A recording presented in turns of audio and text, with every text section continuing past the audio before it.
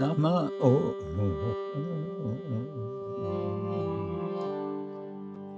Vishnu Padaya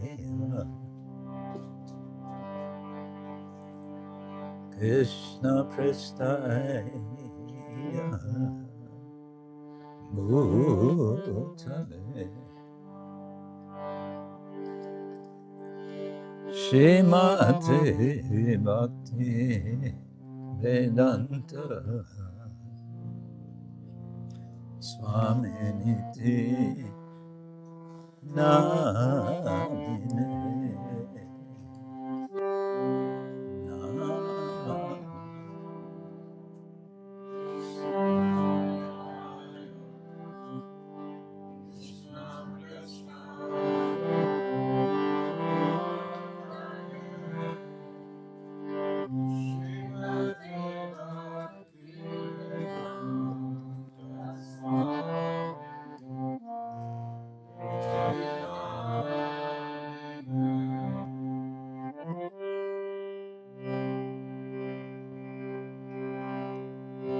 Namaste Saraswati Devi Gauravani Pracharine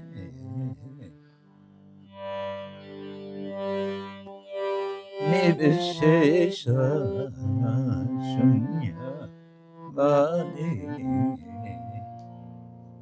Paschatya Vishatani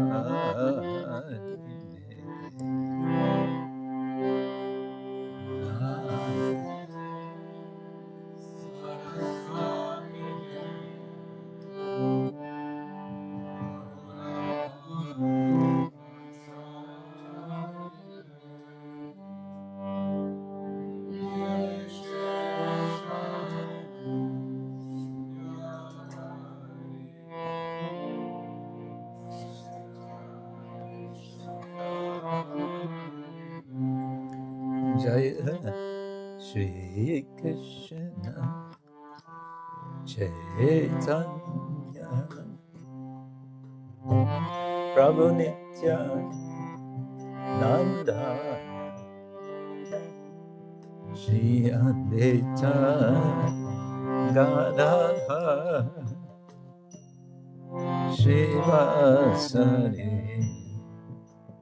Gaura Bhakta Vrinda Jaya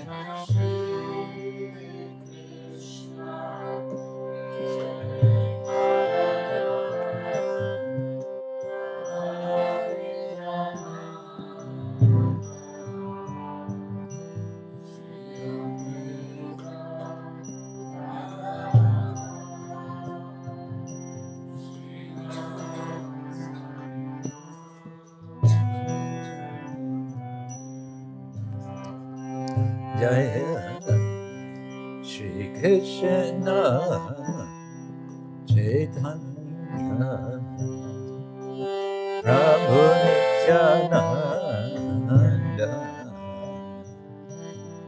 Shri Advaita Gadadhar Shiva Sade Gaur Bhakta Jaya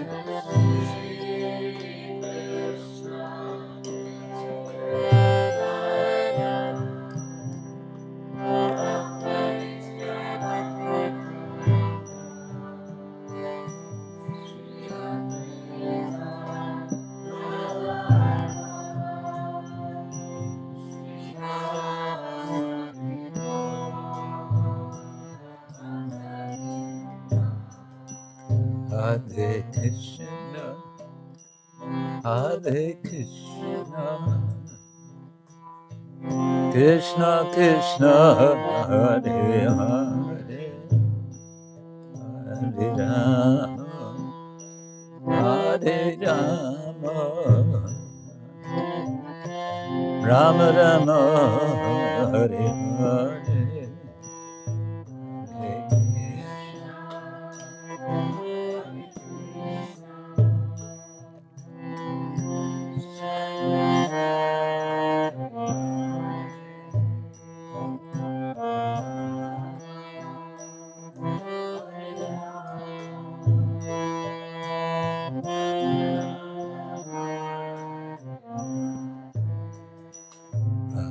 Krishna, Hare Krishna, Krishna Krishna, Hare Hare, Hare Rama, Hare Rama, Rama Rama, Hare Hare.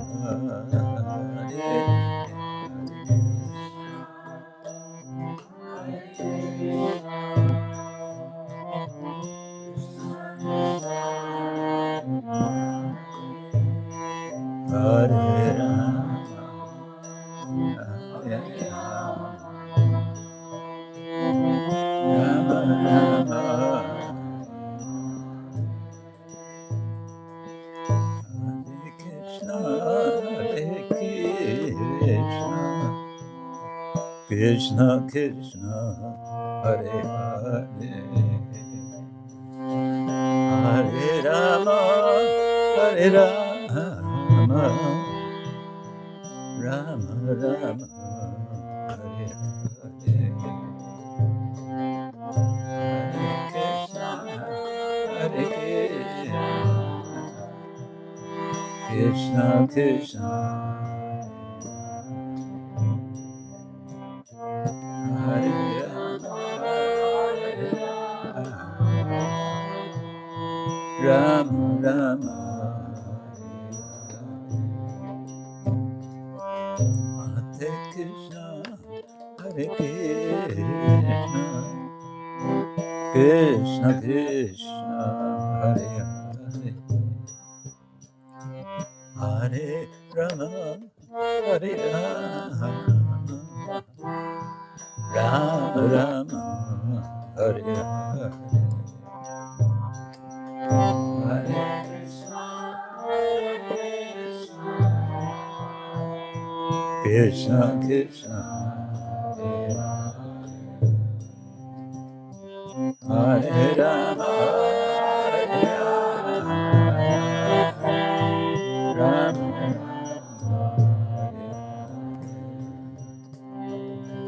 Hare Krishna, Hare Krishna, Krishna Krishna,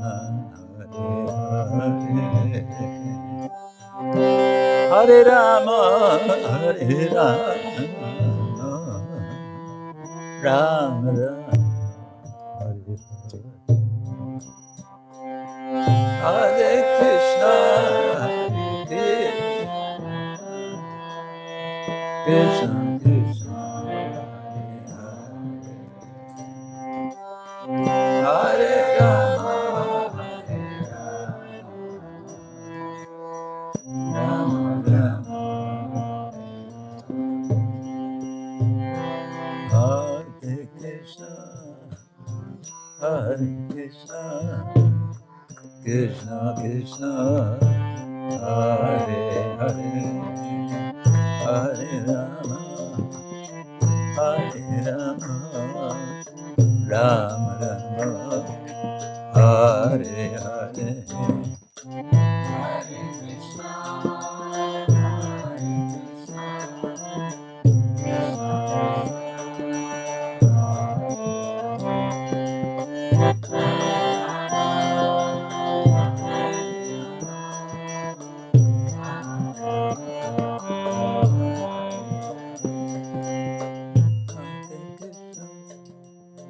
Hare Krishna, Krishna Krishna, Hare Hare, Hare Rama, Hare Rama, Rama Rama, Hare Hare.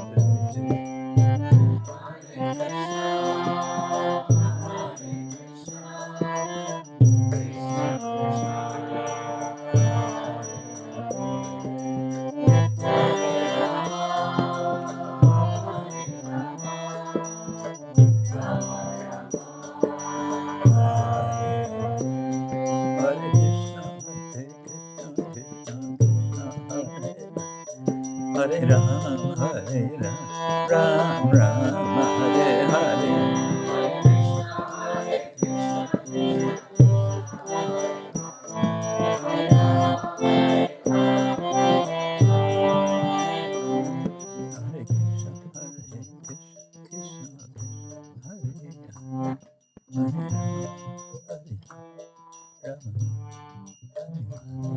Hare Krishna, Hare Krishna, Krishna Krishna, Hare Hare, Hare Ram, Hare Ram, Ram Ram, Hare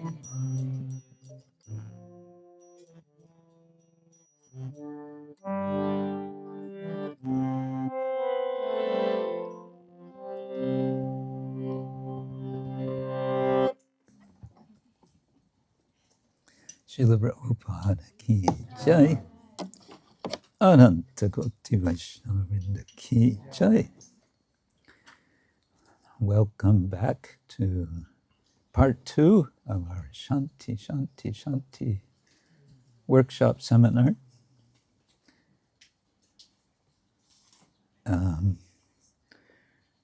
I think we need, I don't know if we need, but it would be nice to have again a little icebreaker. What do you think? We're pretty well ice broken, but still. So here's my idea, is this time think of something that surprised you recently. Doesn't have to be a big surprise, can be a little surprise. My little surprise yesterday was that the deity curtain refused to open. And then think of how you felt about this surprise. I felt surprised. Maybe a little anxious also. Is it going to open? Is it going to stay closed? And then I started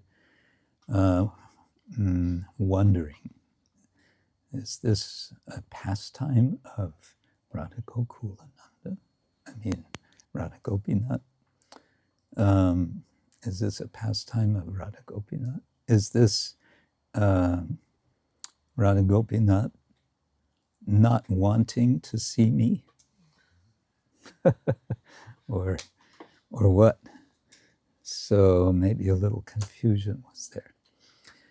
Does everyone, have you all thought of something that a little bit surprised you? Maybe it was seeing someone you didn't expect to see, or whatever. Everyone have something? Yeah? Okay. Now can you share it with someone else for 2 minutes with each other?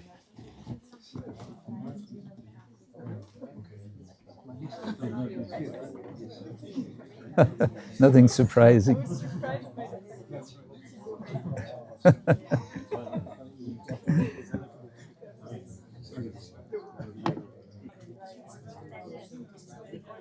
Okay. Oh, these must be quite some surprises. There's a lot of discussion about them.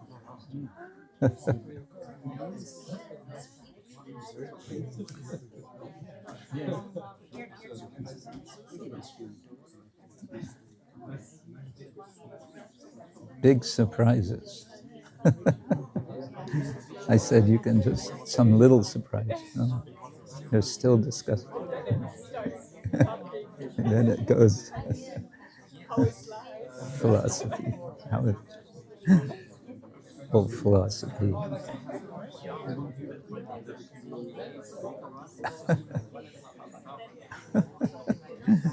Interesting. Okay. Hare Krishna.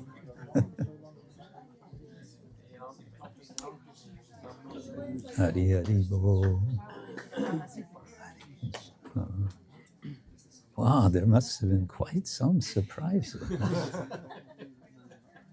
Any of you would like to share what the surprise of the other person you spoke to was?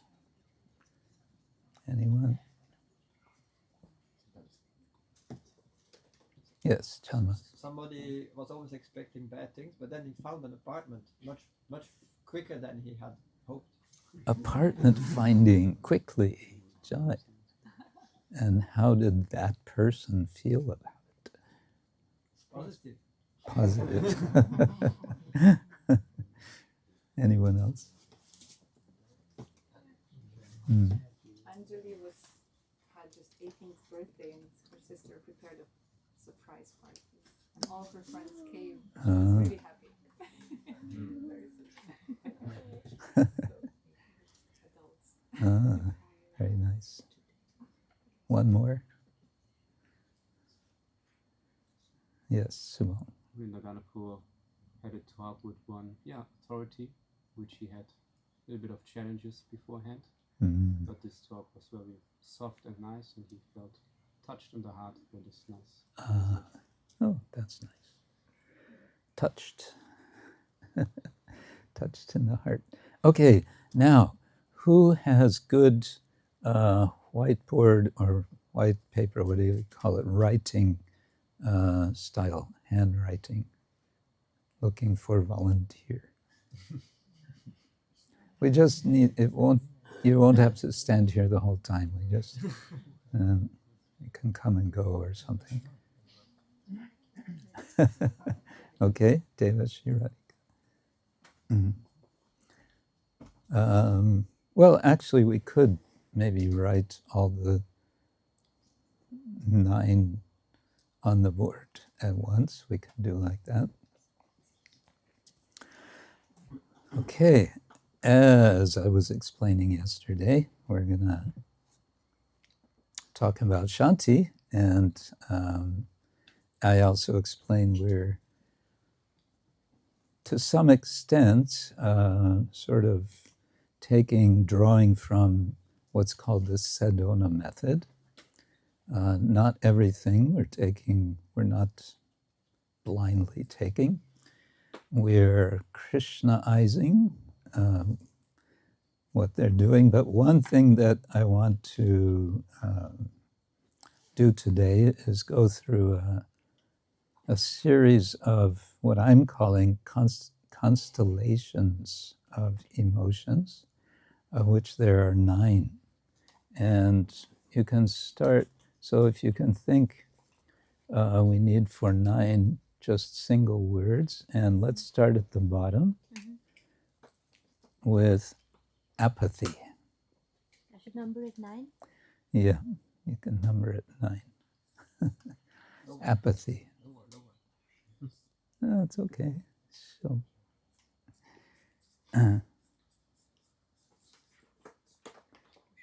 apathy, yes.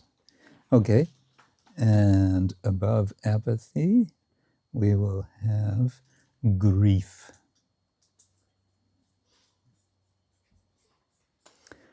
And above grief, what do we have? We have fear.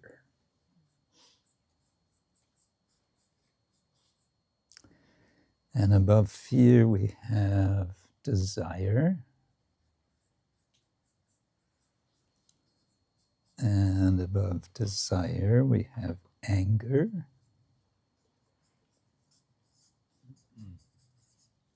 And above anger, pride. And above pride, we have courage. And above courage, we have acceptance. And finally, number 1, peace.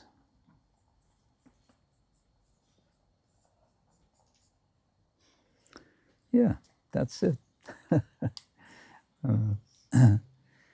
Now, there's any number of ways to, I think you can sit now for now.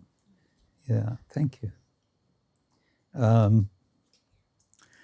There are any number of ways that emotions are analyzed, categorized, listed, and I like this list and this order for the reason which is given for it, which is from the bottom to the top, is indicating from minimal energy to highest energy, from lowest, from very, we might want to say, less empowerment to more empowerment.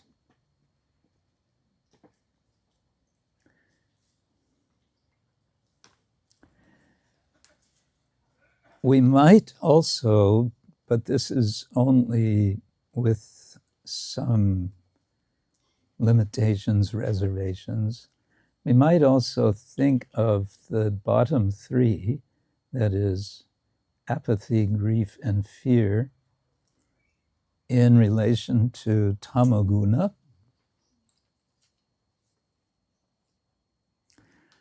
and the next three, desire, anger, pride, in relation to rajaguna, and of course the top three, courage, acceptance, and peace, in relation to sattva guna.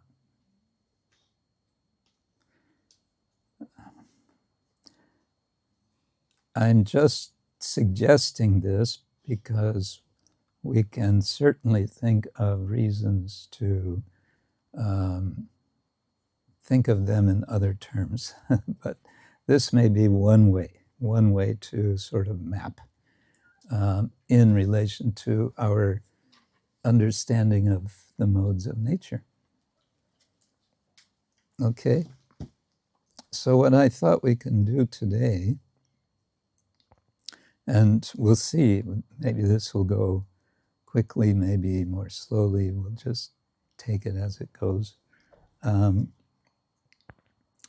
we kind of just think about each one of these emotions, not as single emotions, but more as, I said, constellations of emotions, with shades of, there can be shades of intensity, and there can be variations in other respects.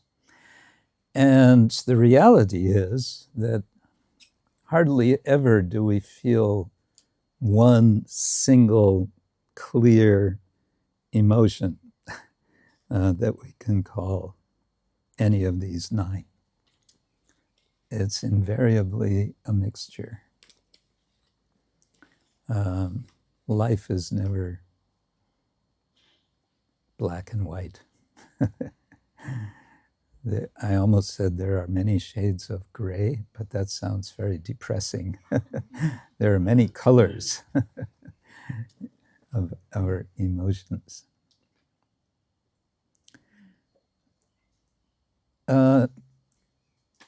One idea that might be associated with apathy, for those of you whose first language is not English, you're familiar with this word, apathy? Anyone have? Not so much. Okay. Apathy, I have a definition here somewhere, but I think it'll become more understood as we discuss it. Apathy, very briefly, might be associated with a sense of hopelessness.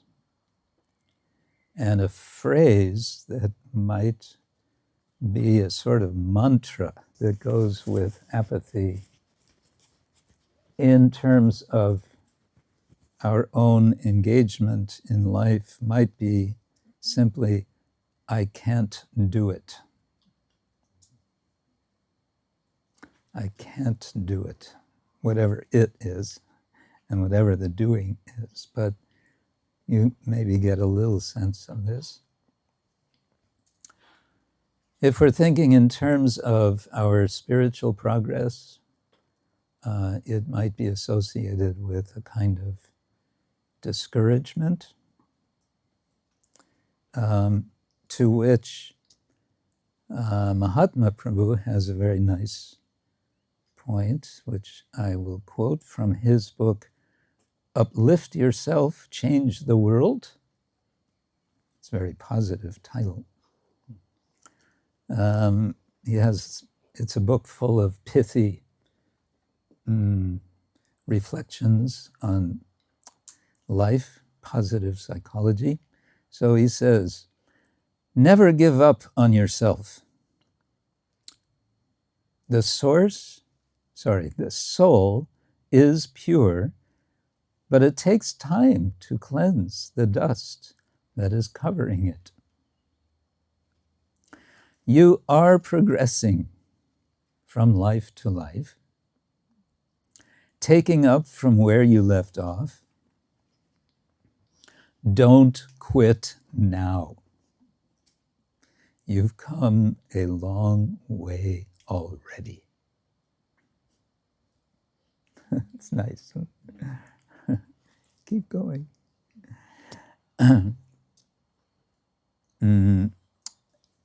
It occurs to me now this we might associate with courage as a positive response to apathy.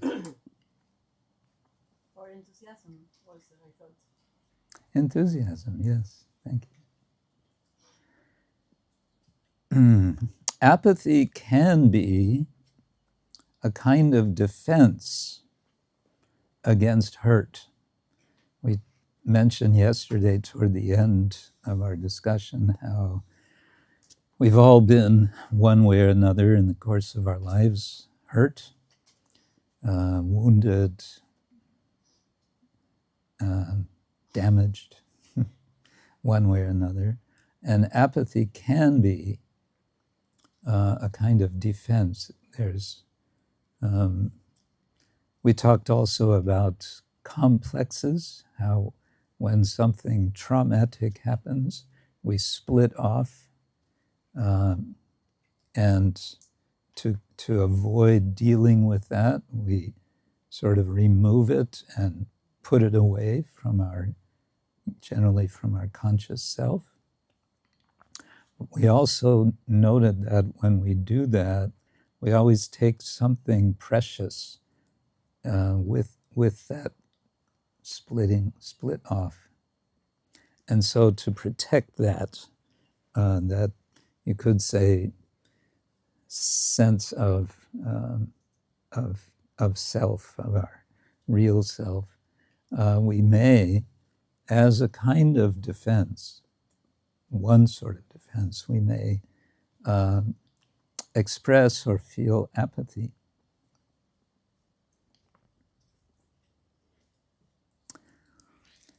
Well, apathy is kind of a depressing subject.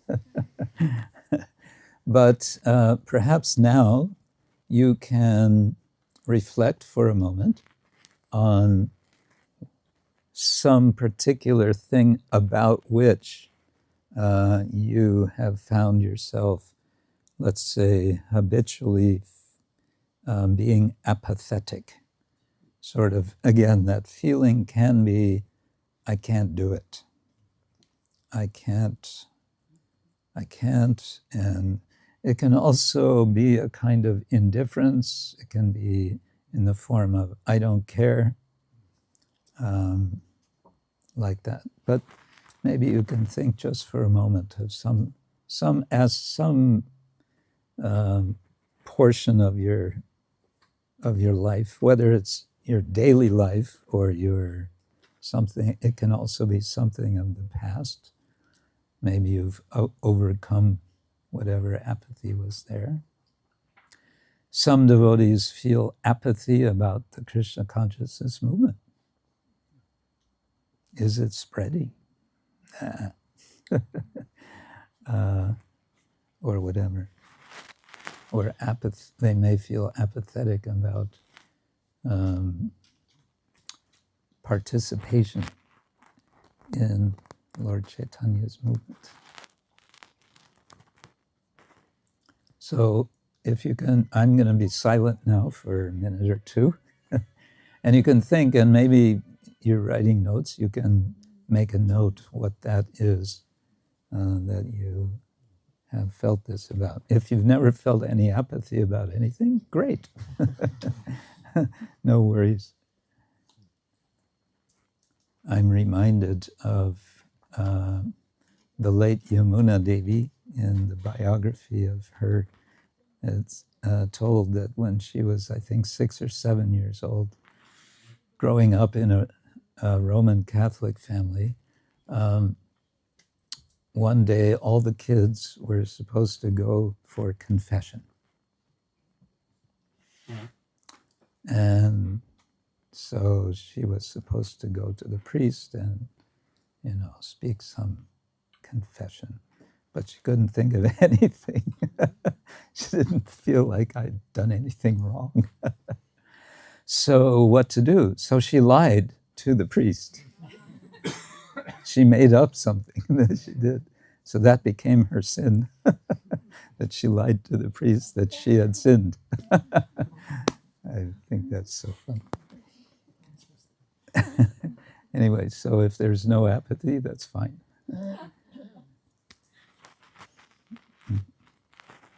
We're discussing apathy. We're not being apathetic about apathy.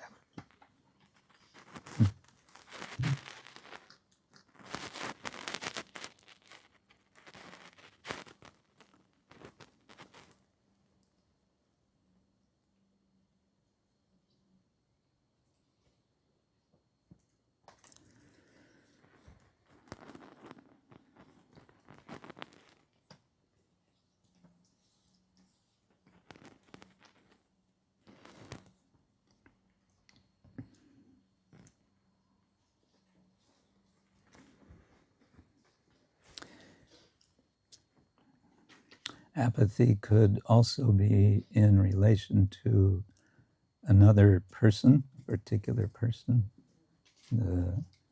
maybe what your relation to that person is.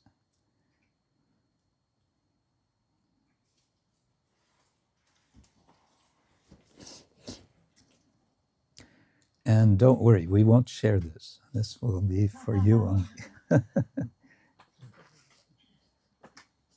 Unless you want. Okay, something you have? Yeah, so that's just to sort of have with you for now. I was in China recently, and when I'm in China, sometimes I hear about the glories of Confucius, Confuci, and his wise sayings.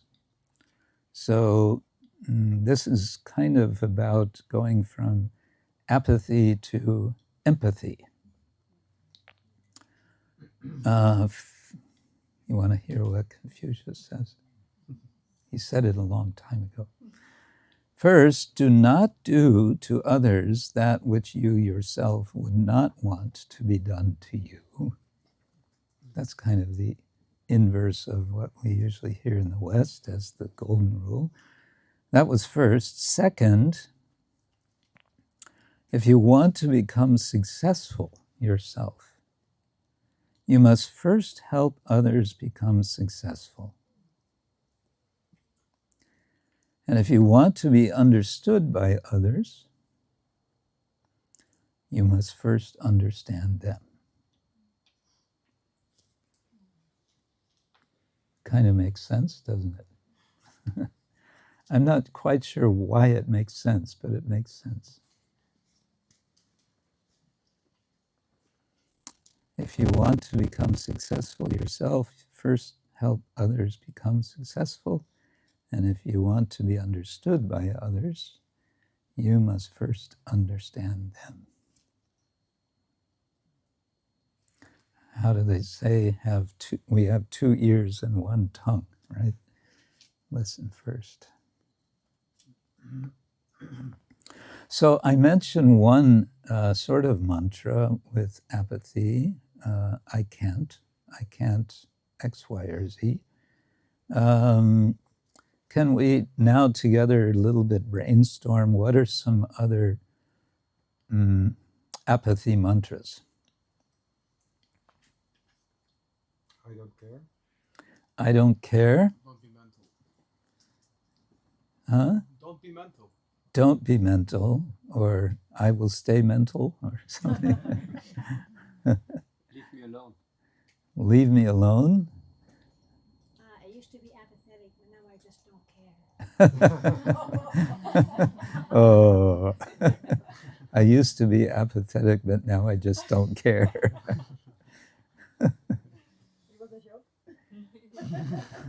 No, that was completely serious. Any others? It's pointless. It's pointless. Yeah, it's pointless. That's good. The world is against me. Okay, that would be I am a victim, right? So the world is against me. Okay. Who cares? Right. Who cares? Yeah. Notice the word care comes up a lot. And so it's suggesting that apathy is an attempt to disconnect from caring, when actually our nature is to care.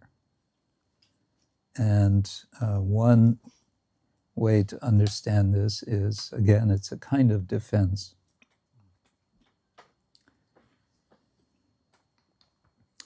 Caring involves vulnerability. Vulnerability is, again, possibly putting us in danger. So it can seem to be easier to not care.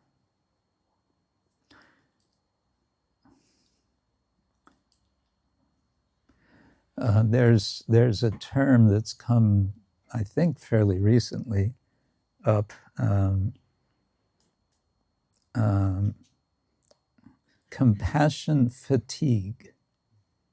Have you heard of compassion fatigue? Compassion fatigue. You just get tired of being compassionate. You hear about all the terrible things and all the suffering going on in the world, and at one point you just, no, I can't care about that. I can't care about them. It's too much. So it's a kind of exhaustion, but also a sense of helplessness.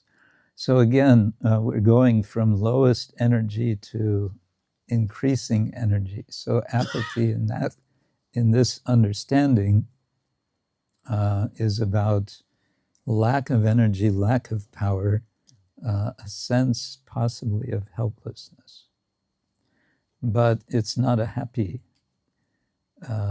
state. It's something we would like. We always want to feel that we can do something.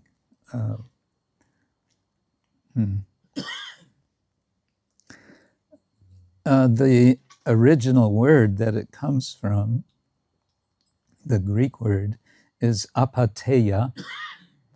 And apatheia didn't have a negative connotation. It was a word used by the Stoics to indicate a kind of positive indifference. And I think there's a resonance here with something we talked about yesterday from Krishna's teachings in the Bhagavad-gita, where Krishna urges us to cultivate equanimity and equal vision and a sense of detachment from good and evil, success, good and bad, success and failure, and so on. And he even defines yoga in that way. We talked about that. Yoga sta kuru karmani sangam tyaktva dhananjaya siddhya siddhyo samobhutva samatvam yoga uchate. Samatvam, that equanimity. So that's a positive side of not apathy, but apatheia. Yeah. In that sense, it's a kind of absence of passion, and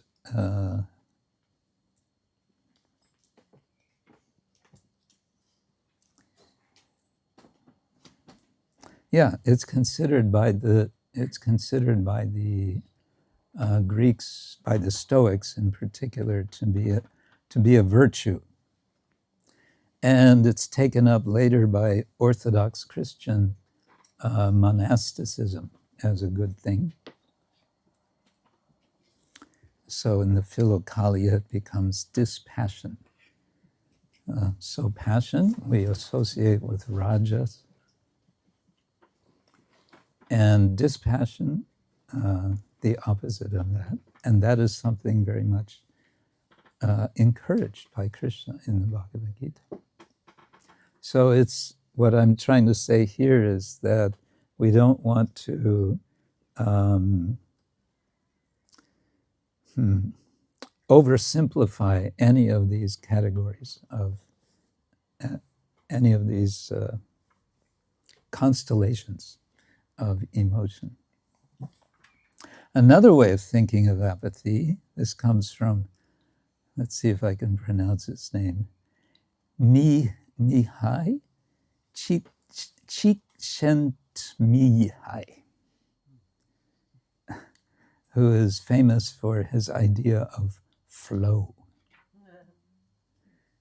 You've heard about flow? You want to explain flow? To go with the flow? Not going with the flow. No, there's a more technical sense. Okay, it's quite carefully analyzed as engagement in such a way that you tend to lose track of time. You become very focused on a particular engagement, which you very much enjoy. And you have a high sense of self-control, and you have a high sense of challenge. And the opposite of that, in his scheme, is apathy, where there's a low, and it's interesting here, they make a chart out of it. There's a low degree of skill involved, and there's a low degree of challenge. The level of challenge is low. So apathy is a sense of there's no challenge and there's no skill or little skill. So you sort of sink into what is the opposite of flow. And so close to apathy is boredom. And also close to apathy, but with maybe a bit more challenge involved, is worry. And all of this leaves out the actual desire, I would say, of the soul, which is to be in flow, which is to be focused in what? Let's call it devotional service. Yeah. You can look up flow on Wikipedia, and you'll find the little chart there that shows this.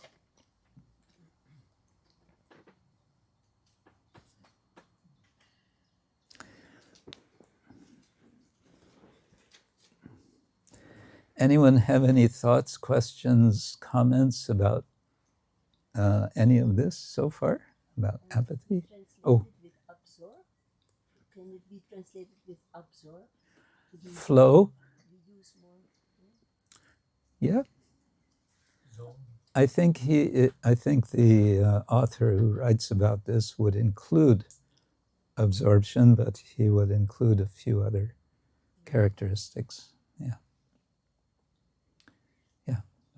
Maybe another mantra for apathy that we hear quite a lot is... Do we have this other microphone for passing around?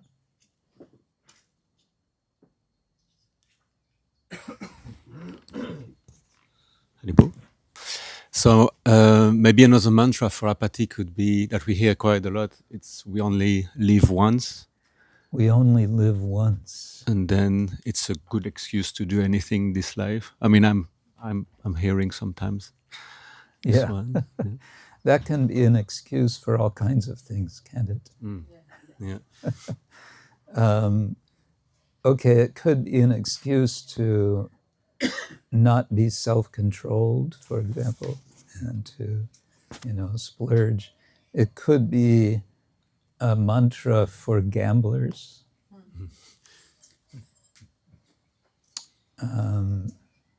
Smokers, all kind of addictions. Mm-hmm. Smokers, all kind of addictions. They just keep doing it because that's the mantra. You only live once, so something I have to die. Yes. Yes, Stoka Krishna. You. Yeah. So I was thinking of if you have this quality of empathy, you also become insensitive. Is that correct? Apathy or empathy? No, apathy. Apathy, yeah. Become insensitive. Yeah, I would say so. Long, like, you don't care. It's like, insensitive. Yeah. Insensitive to other people also. Yes. It's. I was explaining about that. Care is a key word here, and one is sort of withdrawing one's care, and that, yes, would involve insensitivity. Yeah. Sometimes we take the excuse of becoming detached, and then we become, instead of real detached, we become insensitive. Yeah. So we lose the sensitivity to others or it's to a false things or... Yeah, a false sense of detachment is there. Devashir. Microphone. As you highlighted these three principles of if you want to be successful, first help others, and if you want to be understood, first understand others. Mm-hmm. And then at the same time, you also mentioned compassion fatigue. Yeah. And we often hear that you cannot pour from an empty cup. So sometimes in our lives, because we lack something or we are hurt, we feel like we should give it. But is that really, that's not maybe from a positive sense of giving. So how does this play out that, yes, there is this principle that you should first understand others before being understood yourself. But at the same time, we also know you cannot pour from an empty cup. So how does this play out together? You cannot pour from an empty cup. I guess the first question is the cup actually empty? Or are we thinking the cup is empty, feeling the cup is empty, making the cup empty? Because what is I think it's one of the Psalms in the Bible, that my cup runneth over. Yeah? No. Something else. I just remember that phrase just now. It's praising the Lord and, oh Lord, my cup runneth over. In Old English, cup runneth. I have to think about that, but there is the question of reality checking. What am I actually able to do? What is my sphere of influence that I can do something? There's, recognition. When we say cup is empty, we might want to say it in a little different way. We recognize our limitations, acknowledge our limitations, And that might be associated with acceptance, which is quite positive, and it's a very quite energetic mood or mentality. So I would put it that way. That's what we're aiming for. What are we aiming for with our all of these emotions? We're aiming for peace, and that it's kind of the last three kind of all go together, really. Courage, acceptance, and peace.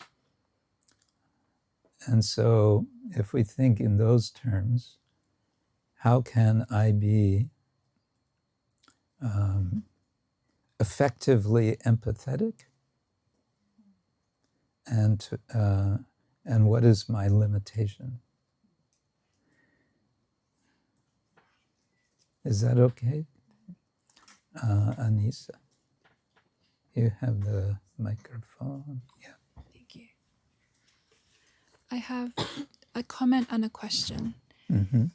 And the first one is Saint Francis of Assisi's prayer for peace that I wanted to link with Devashrie's A little question. louder because... Oh, sorry. Yeah. So Saint Francis of Assisi's prayer for peace, I think it goes something like... I know it, I have it here. Yeah. Oh. Yeah, you want to read it? Yeah. So the prayer is, Lord, make me an instrument of thy peace. Where there is hatred, let me sow love. Where there is injury, pardon. Where there is error, truth. Where there is doubt, faith. Where there is despair, hope. Where there is darkness, light. And where there is sadness, joy. O Divine Master, grant that I may not so much seek to be consoled as to console, to be understood as to understand, to be loved as to love, for it is in giving that we receive. It is in pardoning that we are pardoned, and it is in dying that we are born to eternal life. Yes. Yeah, it finishes there. It was, thank you so much. You had it. You had the episode. Yeah. Very nice, but now I can't resist. This might spoil the mood, but don't mind. Let's see, where is it? Is it here? No.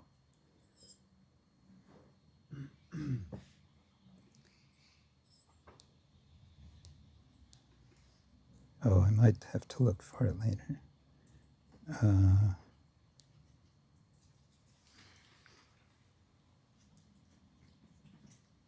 I may have to look for that later.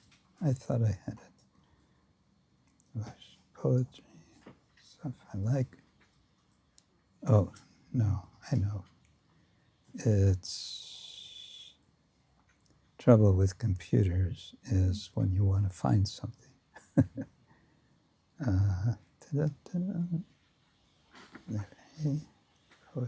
Here it is.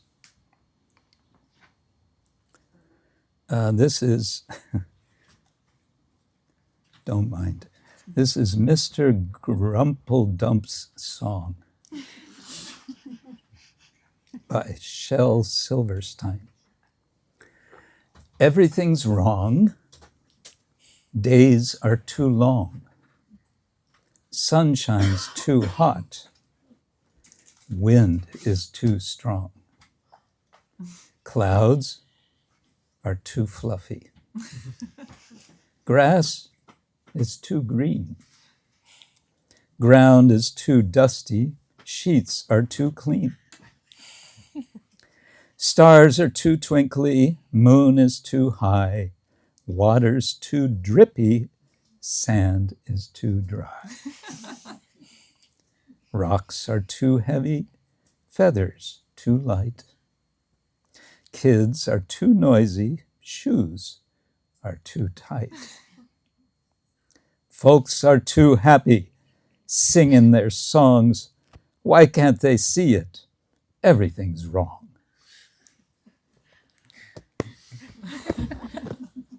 Apologies. but that's also apathy, right? Okay. Back to serious things. Yes. I had a question. Oh, sorry. I had a question, and it was, you mentioned that one aspect of flow is a high degree of challenge, and that made me think that sometimes, at least for me, challenge scares me, and the resistance to rise up to the challenge may pull me into apathy rather than it being something that's enjoyed.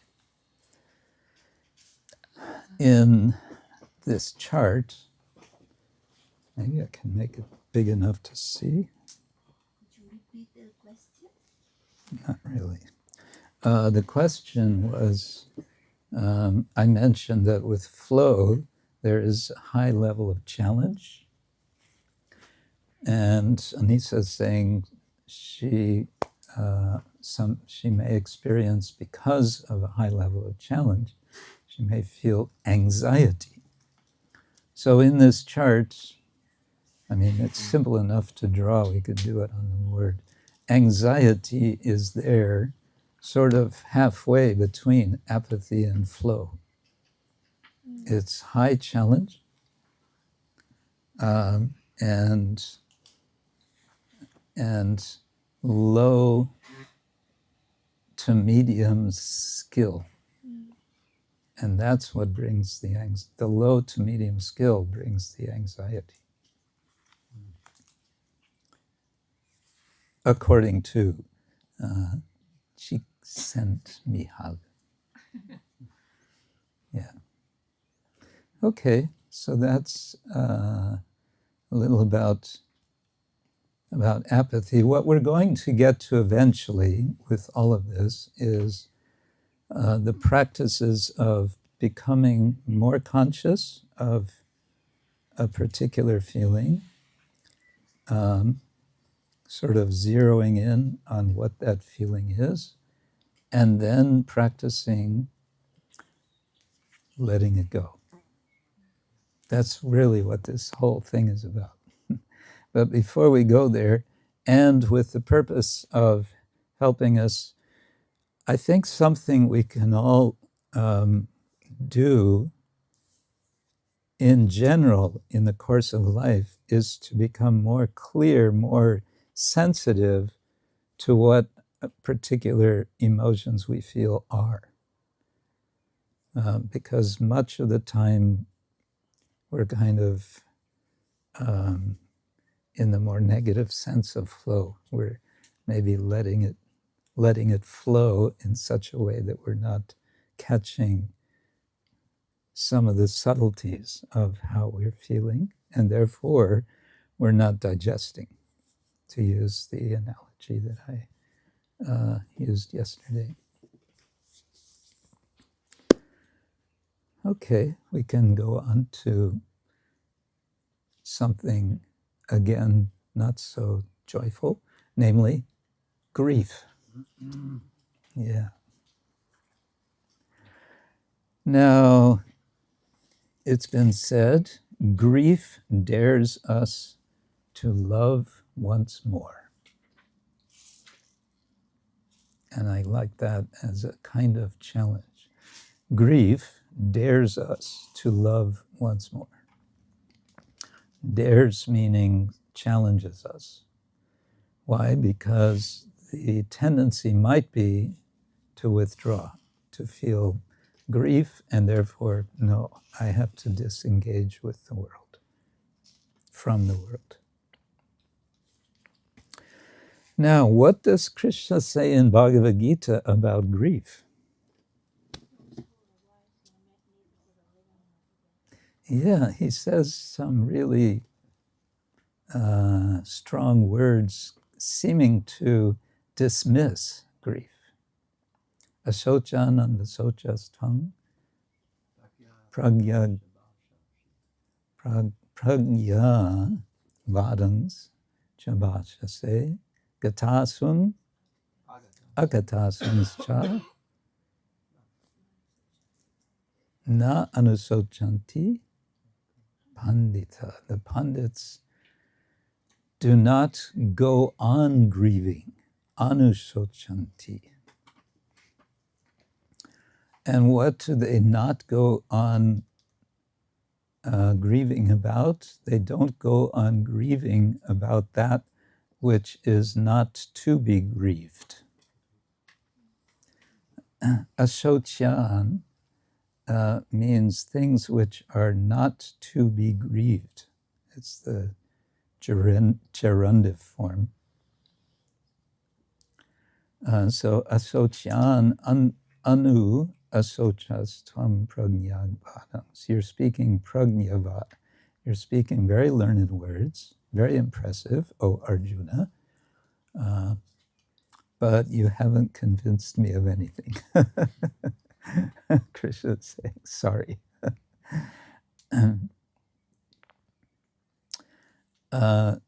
What I want to say is, it seems to me Krishna is not dismissing the appropriateness and the need, perhaps, of grief. If someone who is close to us leaves the world, if we don't feel something, isn't something wrong with us? No, we don't grieve. Now, of course, as devotees, we remember Krishna's words, and with our intelligence, we understand the soul has moved on, and therefore there is nothing to grieve for the soul, but there is still, I would say, grounds for grief, because what? There is a sense of loss. And that sense of loss is very much integral to being human. To be a human being is to have experienced loss.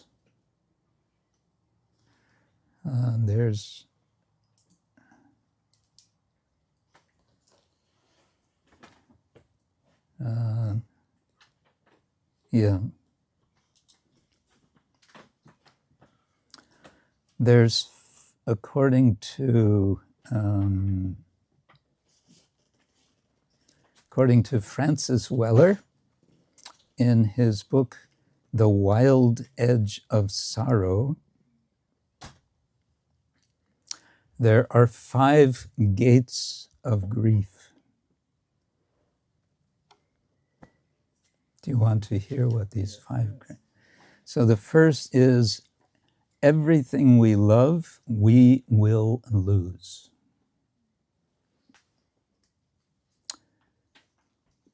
And second, the places that have not known love are places of grief.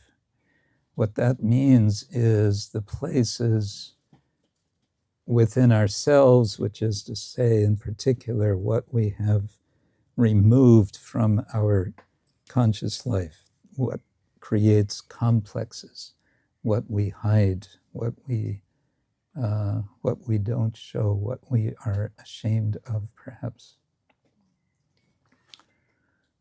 Because they are hidden, they are not available for being approved and accepted, and therefore loved, and therefore they don't know love. So that's a reason for grief. Third is the sorrows of the world.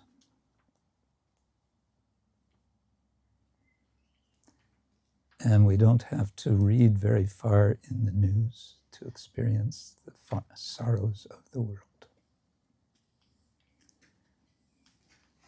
Fourth is, where am I here? Fourth, what we expect and did not receive.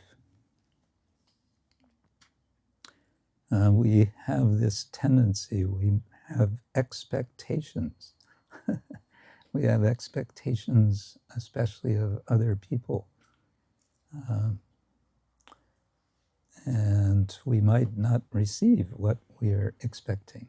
That becomes disappointment. That's a kind of grief. And fifth, he calls ancestral grief. And I don't remember details what he says about this, but ancestral grief is a sense of, I would say, a sense of distance from the continuity of the lives before one. So family members of past generations, there is a kind of grief in being disconnected.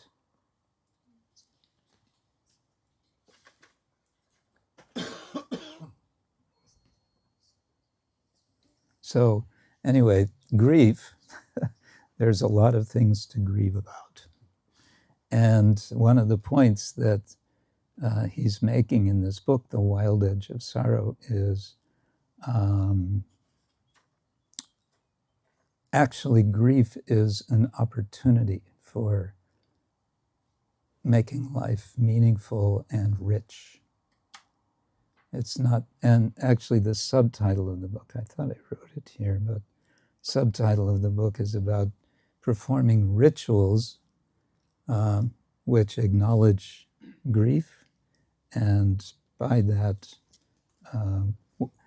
we would say becoming purified, becoming or enriched. Yeah.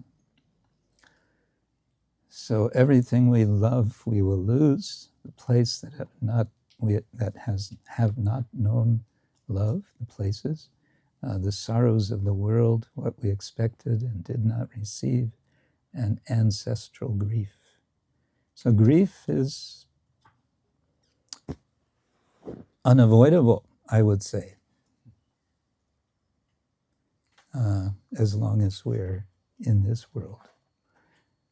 Raises interesting questions about spiritual world. Is there no grief in the spiritual world?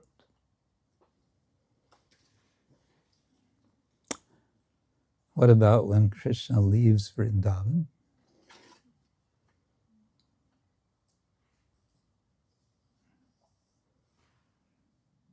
Yeah. Okay.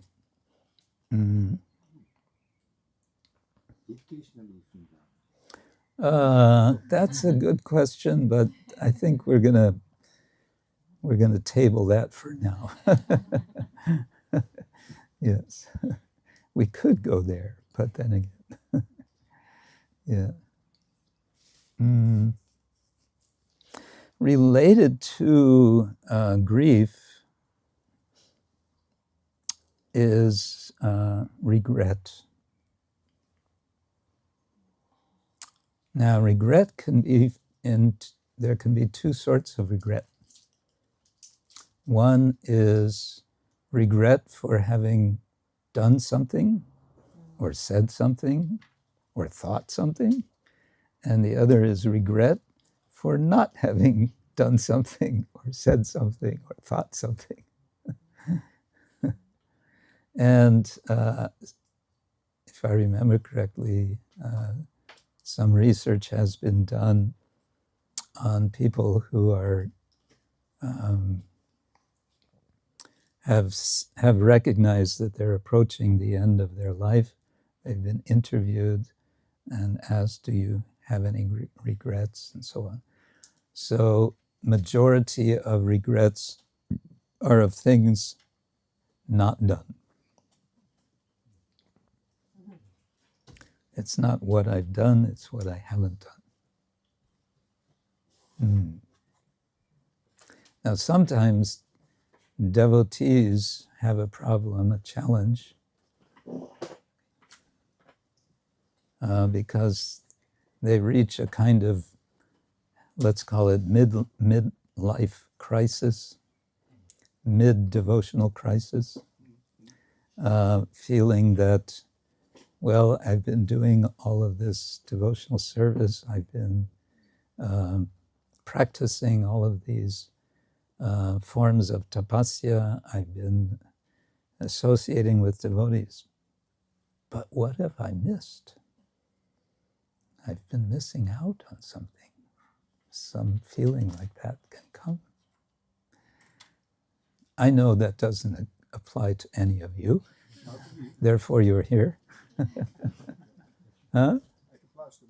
Oh, Hare Krishna.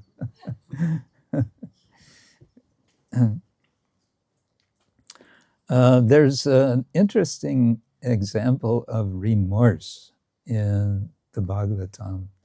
In the case of King Bharata, when he gives up his kingdom, he goes to the forest, he takes to the way of the yogi, and as you know, he becomes distracted. He becomes the caretaker of this baby deer. And of course, then after that, he himself becomes a deer. And as a deer, according to, is it Sukadeva Swami? Canto 5, Chapter 8, verses 28 and 29. Anutapya mana. Bharata, he says, what misfortune, I have fallen from the path of the self-realized.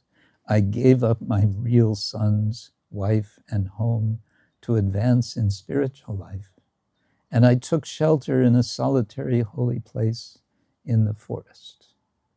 I became self-controlled and self-realized, and I engaged constantly in devotional service, hearing, thinking, chanting, worshiping, and remembering the Supreme Personality of Godhead, Vasudeva.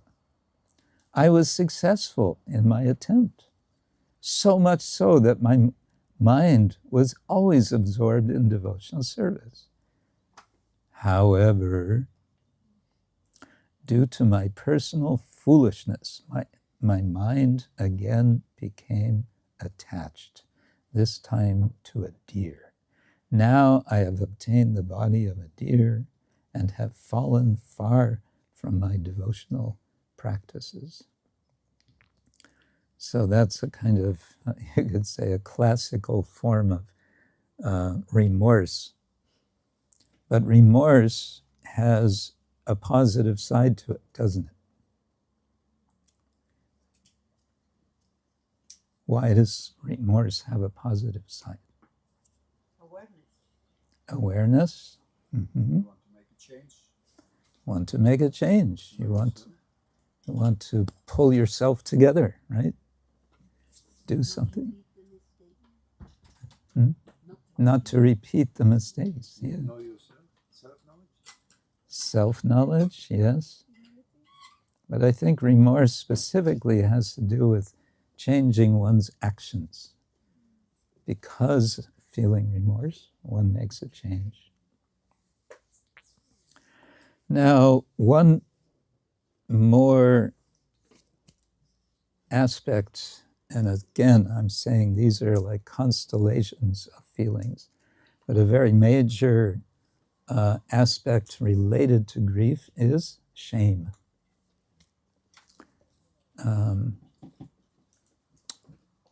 If Mother Sukavaha comes, I think she'll be the expert to talk about this. She elaborates considerably in her book about shame.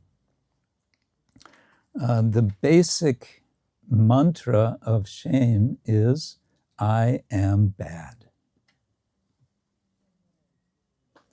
And if I am bad, then I am not valuable. But shame is also about hiding. And what were the four elements she explains of hiding? One is to flee. One is to fight. One is to freeze. And the fourth is to fawn. To fawn, F-A-W-N, fawn. Fawning is desperately pleasing someone, being a yes man for someone. It can be a mechanism, it can be a way of hiding. I'll just do everything to please this person. Whatever it is, I won't think, I'll just do. But the first one is to flee. It's, what do they say? It's the reptile brain. Fight or fly. What is it? Fight or fly? Flight. Or die? Fight. Fight or flight. Yeah, fight or flight. And freeze. Yeah, the rabbit freezes, right? So those three, but also to fawn. Fawn is another way of maintaining and hiding, and so sustaining how to say, a way of life which is shrouded in shame. It occurs to me, going back to the Gita, that Krishna, well, let's see what you think about this. It seems to me that in some degree, Krishna is trying to shame Arjuna into fighting. In chapter 2, verses 31 through 38, I think, he's saying, if you don't fight, what are people going to say? Cowards. You're a coward. It'll be worse than death for you. So he really, it's kind of, yeah. I think that's an example. Krishna is just trying any way and every way. Get out there and fight, will you? Just, look, we're in the middle of a battlefield. We're starting a war. Do you mind? You're the most famous kshatriya.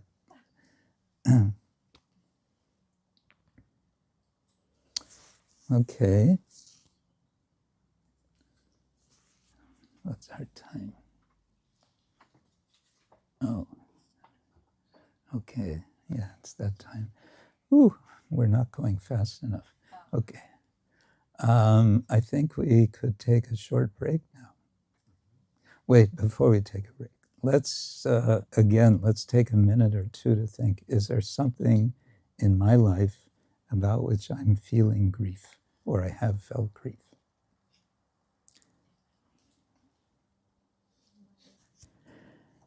And we may come back to this at some point and consider just a kind of counterintuitive notion, which is, instead of resisting the feeling, to welcome it.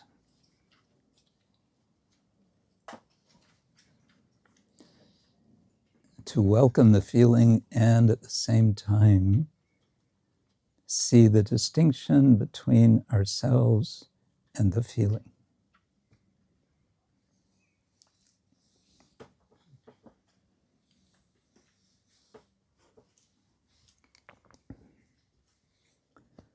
Yeah, but that's for later.